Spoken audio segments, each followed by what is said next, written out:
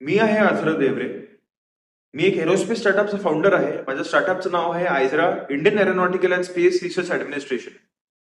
28 जानेवारी 2026 या दिवशी महाराष्ट्र राज्याचे उपमुख्यमंत्री माननीय अजितदादा पवार यांचे एक प्लेन हादऱ्यामध्ये दुःखद निधन झाले.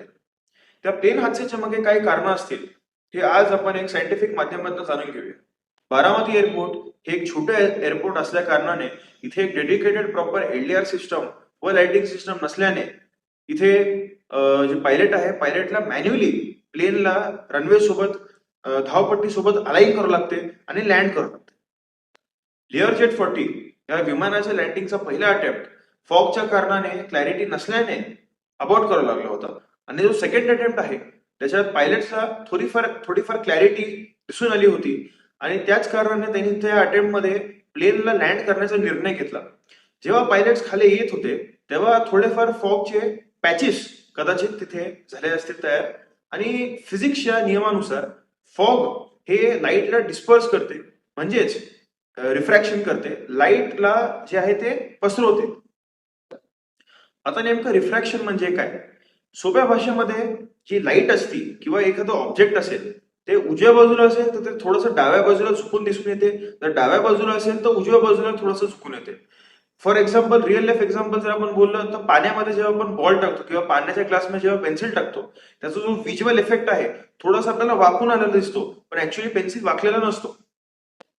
आणि जेव्हा प्लेन जमिनीच्या 600-500 फीट वर होता तेव्हाच कदाचित पायलटला हे दिसून आलं असेल की आपण रनवे सोबत अलाइंड नाही पण मिसअलाइंड आहोत.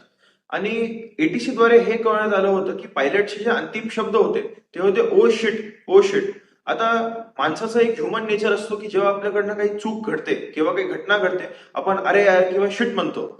आणि जेव्हा पायलट्सला हे समजलं की आपण रनवे सोबत अलाइंड नाही परंतु मिसअलाइंड आहोत, एक ह्युमन नेचर असतो की आपण आपली जी चूक घडली आहे त्याला लगेच बरोबर करण्याकरिता काही ना काही ऍक्शन घेतो. आणि त्याच कारणे जो व्हायरल सीसीटीव्ही फुटेज मध्ये आपल्याला दिसून आलं की जो प्लेन आहे तो 90 डिग्री पलटला, ज्याला आपण फिजिक्स किंवा एव्हिएशनच्या भाषेमध्ये 90 डिग्री बँकिंग किंवा 90 डिग्री रोलिंग म्हणतो.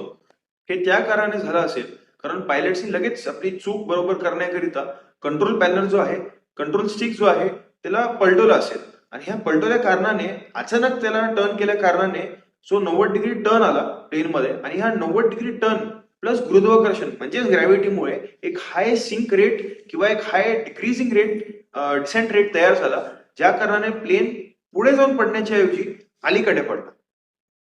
आणि मी माननीय अजितदादांना भावपूर्वक श्रद्धांजली अर्पण करतो.